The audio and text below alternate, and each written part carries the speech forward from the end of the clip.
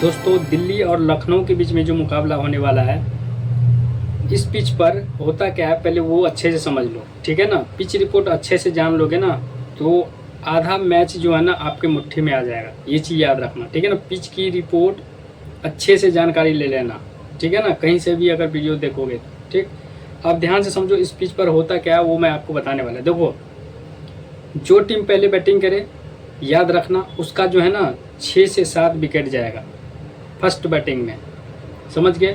जो पहले बैटिंग करे उसका 6 से 7, अगर एम स्टैक, अगर विकेट टेकर है ना, एम स्टैक पता है ना, अगर ये पहले बॉलिंग करे तो हो सकता है 10 विकेट भी चला जाएगा फर्स्ट बॉलिंग में, सेकंड में नहीं। ये चीज़ याद रखना, ठीक। तो जो टीम पहले बैटिंग करे उसका 6 से 7 मिनिमम यहाँ पे विकेट गिरता है। और सेकंड में क्या होता है, बैटिंग करना आसान होता है। सेकंड में ज़्यादा से ज़्यादा 1 से लेकर 4 विकेट तक जाता है, इससे ज़्यादा नहीं गिरता है। ये चीज़ याद रखना। और फर्स्ट इनिंग में पेसर स्पिनर दोनों को इक्वल मदद मिलता है, सबसे ज़्यादा पेसर को विकेट मिलता है, ये चीज़ याद रखना। और सेकंड में स्पिनर को मदद मिलता है, स्पिनर को 2 विकेट मिलता है। और पेसर को जो ज़्यादा विकेट टेकर हुआ 1 विकेट मिलेगा, इससे ज़्यादा नहीं मिलेगा। और किसी को नहीं भी मिलता है, ये चीज़ याद रखना। तो स्पिनर पर ज़्यादा फोकस करना, ठीक, सेकेंड इनिंग में। अब समझो यहाँ पर इस पिच पर अगर दिल्ली पहले बॉलिंग करे, इस कंडीशन में किस प्लेयर को लेना है, कैसे लेना है, वो मैं आपको यहीं पे समझा रहा हूँ, ठीक है ना। देखो, दिल्ली पहले बॉलिंग करे तो मैंने क्या बोला था, जो पहले बॉलिंग करे उसका ना 4 से 5 बॉलर ले लेना है, ठीक है ना। जो 4 से 5 बॉलर बॉलिंग करेगा तो सारा ले लेना। अब देखो किसको किसको लेना, दिल्ली पहले बॉलिंग करे तो मोहित शर्मा को ले लेना है, कुलदीप को ले लेना, एम स्टैक को लेना, मुकेश को ले लेना, ठीक है ना। 1 2 3 4 5 मुकेश तक हो गया। अब यहाँ पे भी निगम को भी ले सकते हो, ठीक है ना, लेकिन इतना विकेट टेकर नहीं है। अगर लो सिलेक्शन है तो एक टीम में ट्राई कर सकते हो, लेकिन मैं यहाँ अक्षर पटेल को प्रीफर करूँगा, ठीक। अक्षर पटेल को ले लिया तो यहाँ से 4 और 1 5 बॉलर ले लिया।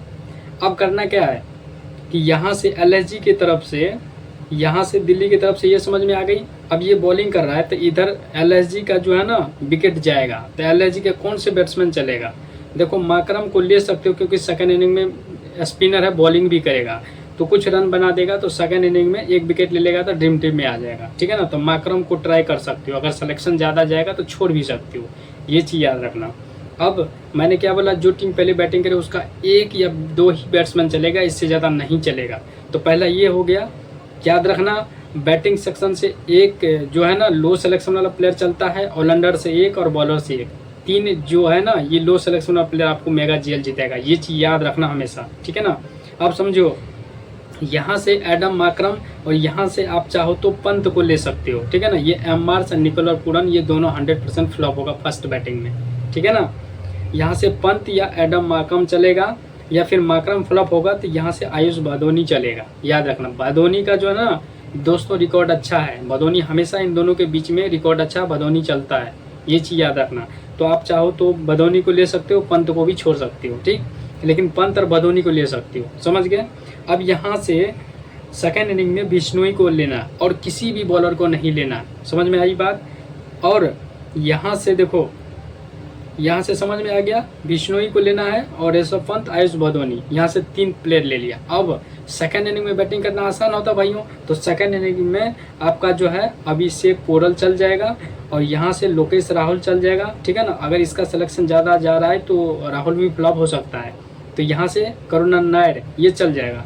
तो यहाँ से आप चाहो तो 1 यहाँ से बैट्समैन ले लिया, अक्षर पटेल तो लिया हूँ, और दूसरा आप जो है यहाँ से करुण नायक, बस 2 बैट्समैन यहाँ से ले लेना, यहाँ से राहुल को ले सकते हो 3, बस सारा रन को चेस कर लेना क्योंकि रन कम बनेगा। अब और इससे भी मेरे से पूछोगे, सबसे जीएल जो 1 नंबर पे जाने वाली है, ये तो मैं आपको बता दूं कि 100% चलेगा ही चलेगा, ठीक।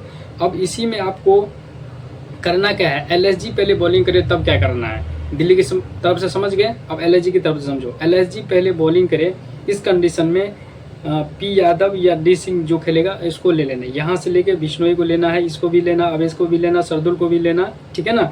यहाँ से 4 ले लिया और 1 जो यहाँ से ऑलराउंडर है कोई अगर खेलेगा तो ले लेना, यानी 5 बॉलर ले लिया, ठीक।